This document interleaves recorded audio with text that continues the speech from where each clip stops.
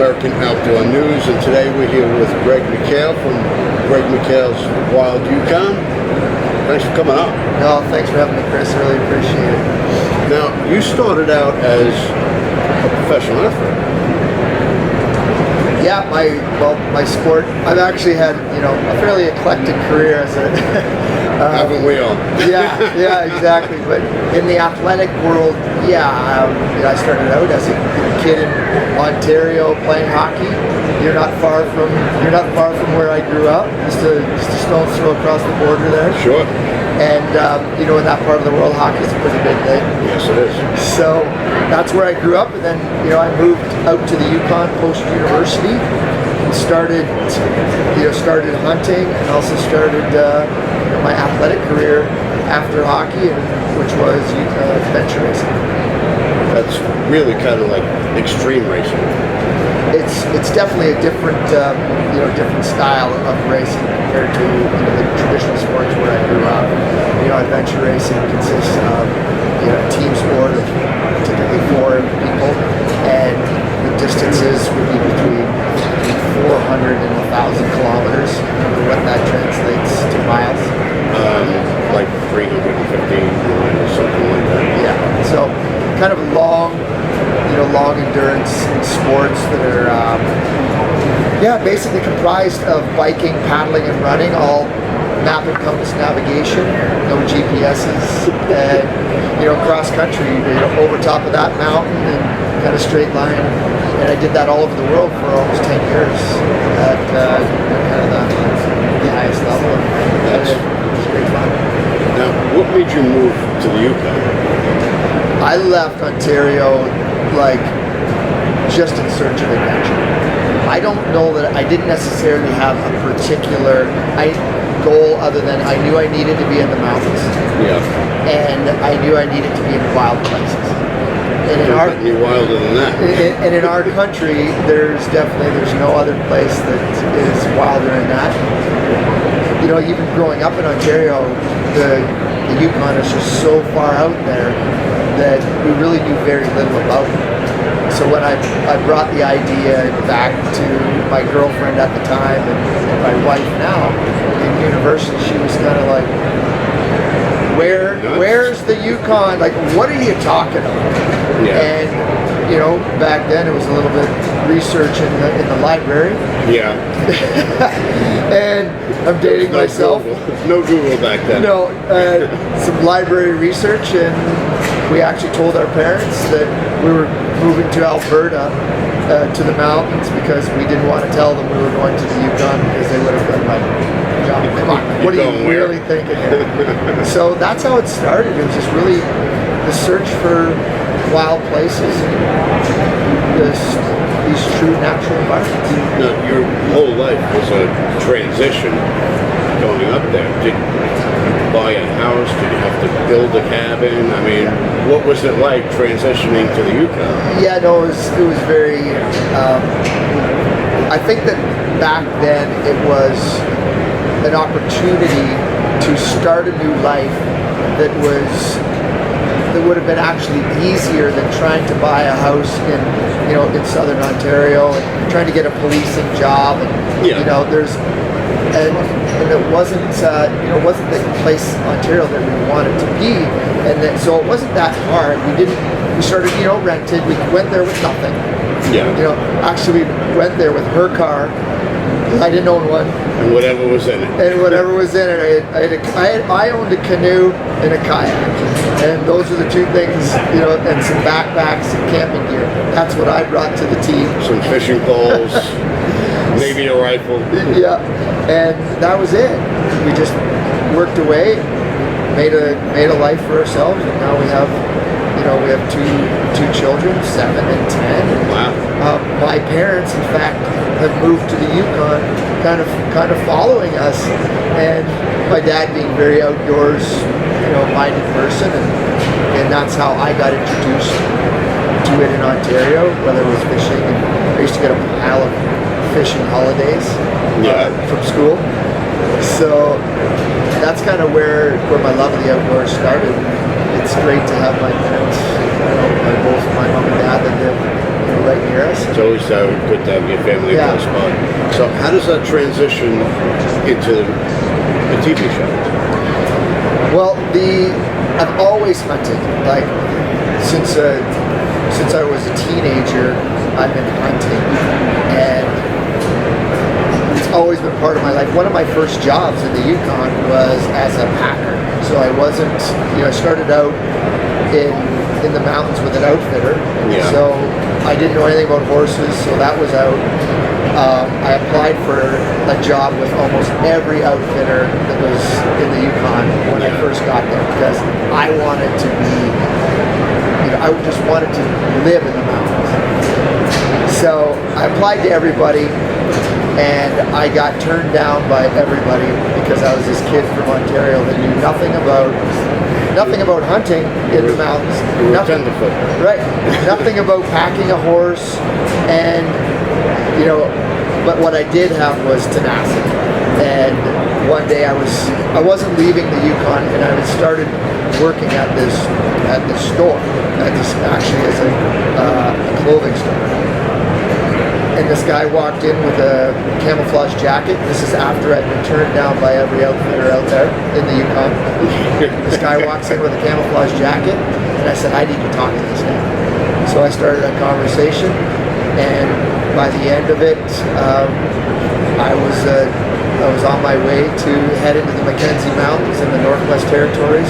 Wow. As a packer for guys that bought hunts, and I spent most of my, I flew into the bush, came out 3 months later, and I'm sure your wife loved that. And it was hard, but she's an amazingly supportive woman right from the start, and obviously that's carried on through our whole life. We've been married for 23 years. So wow.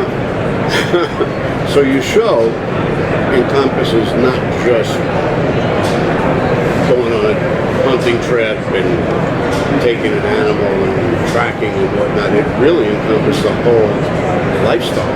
Yeah. So that's after adventure racing as a professional. So I guided for 1 year, and then I realized that there's not enough money in the guiding world for the aspirations that I have. Yep. Not that, and it's not a full-time gig, and I would have had to travel around and leave my girlfriend for Extended periods of time. Which was not what I wanted to do. So I kind of cut my teeth at the sharp end of the hunting world, but left that for a job I was in criminology at university and college before that, and so I followed that career path. I was a police officer for the Royal Canadian Mounted Police. Okay. As a professional career, for lack of a better term. And Got to do something. and so during this period, I started adventure racing, and that became, the passion. And I left the RCMP to then pursue the athletic career of adventure racing. And kind of post and during the tail end of my adventure racing, I wanted to bring, and hunting had always been part of my life. Sure. I wanted to bring my passion for the hunt and my passion for adventure racing out together. And around a campfire one night, the plan was hatched to produce a television show. Wow. And that's a bold move. And put those two things together and see how the world perceives it. And that's what we're now into season 7 of the show. Wow. It's been an amazing journey, but that's the style of hunting. Is about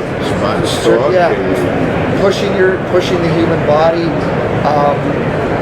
going further, faster, longer than most. But it's not about comparing myself to others. It's about what I need from me. Yeah. And when you can put the two passions that you have together. So you were an adrenaline junkie. That's the end of the story. You're an adrenaline junkie, and you found a way to make a living being an adrenaline junkie. Yeah, maybe. Now you're a pilot too. Yeah. So you fly into a remote spot. You hike into the woods. 20, 30, 40 miles. You do your hunt, and you come back. Now, when I go to like a concert or something, I take a picture of the section that I parked my car in with my cell phone. Yeah. How do you find your plane? Well, here comes the map and compass navigation part too, right? So I'm so comfortable in the mountains and in these. I've spent a lifetime doing it. Like, I'd be more uncomfortable trying to find my car than my airplane that's could be 20 miles away. But you know, obviously with modern technology too now, you can GPS your backpack, whether you leave it on the side of the mountain. But before all of this technology, we just had to do these things with the map and compass and your ability to identify different terrain features and understand, okay, and still all of these, even with technology, you don't know what you're going to get into when you walk 20 miles, whether it's going to be bog and how thick the bush is going to be, how much alder you're going to have to deal with. And these are all nuances of a lifetime in the outdoors that is just second nature when you live there. Like walking down, through New York City, to you is just second nature.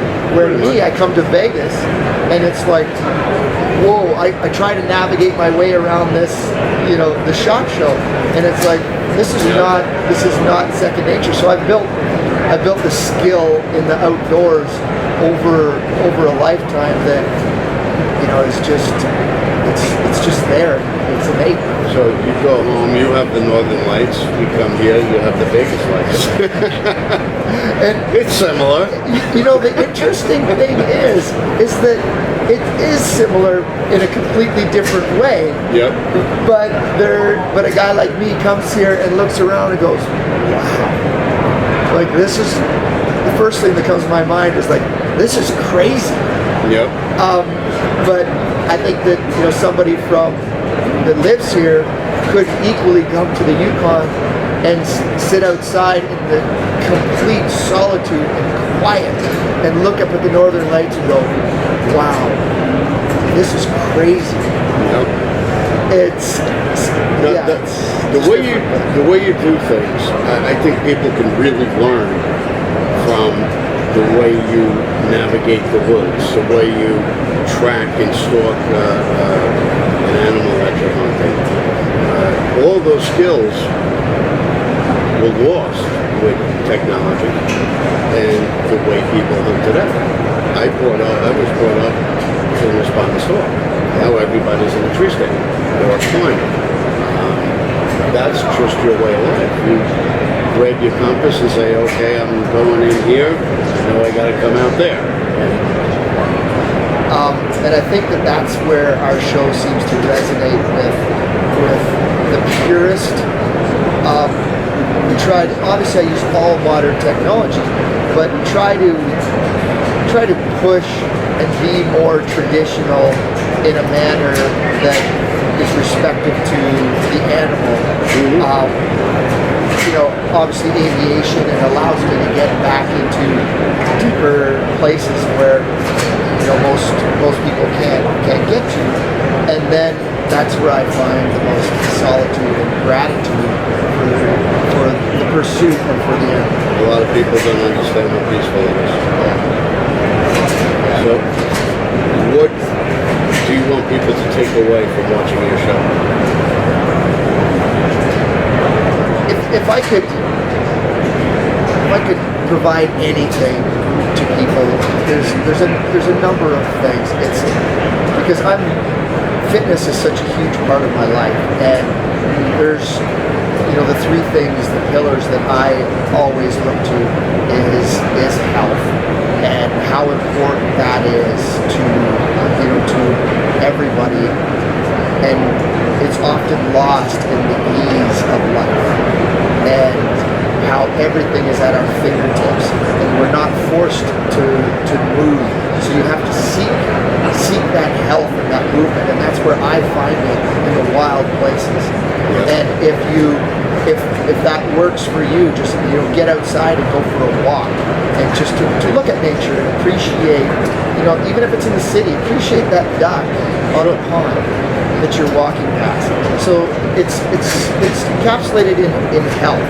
Get out, move your body, and if you can do it in the natural environment, you're gaining not just the healthy aspect of it, but the appreciation for nature. You get to sitting in a stand, you get to see the woods come alive.